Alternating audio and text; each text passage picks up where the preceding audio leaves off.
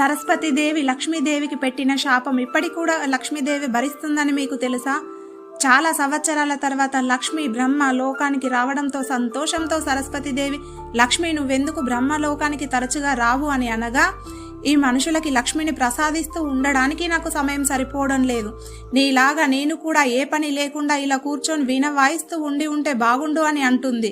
ఇది వినగానే నాకు ఏ పని లేదు అంటావా అని కోపంతో ఇద్దరు వాదించుకోవడం మొదలు పెడతారు. ఎవరిది న్యాయం ఎవరి తప్పు అని నిర్ణయించడం కోసం ఇద్దరు విష్ణువు దగ్గరికి వెళ్తారు. అప్పటికే గంగాదేవి విష్ణువు దగ్గర కూర్చొని ఉంటుంది. లక్ష్మీదేవి నేరుగా వెళ్ళి విష్ణు పక్కన కూర్చుంటుంది. కానీ సరస్వతీదేవిని మాత్రం ఎవ్వరూ కనీసం కూర్చో అని కూడా చెప్పరు.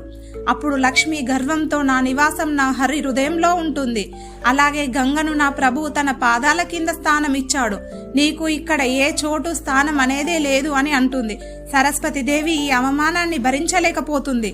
కోపంతో లక్ష్మితో, నీకు నీ హరి వలన గర్వం పెరిగిపోయింది, నీ హరి నుండి నిన్ను నేను దూరం చేస్తాను, నువ్వు భూమి మీద తులసిలాగా జన్మిస్తావు, నీకు విష్ణువుకి అసలు సంబంధం ఉండదు అని శపించి వెళ్ళిపోతుంది.